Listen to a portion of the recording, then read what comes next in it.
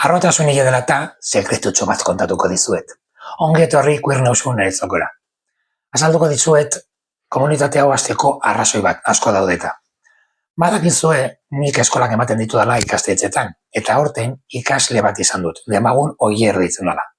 Oierrek amorro krisiak ditu. Bapatean guztia botatzen hasten da, oiukatzen hasten da, zilioakoa botatzen, eta lasaitu barra dago.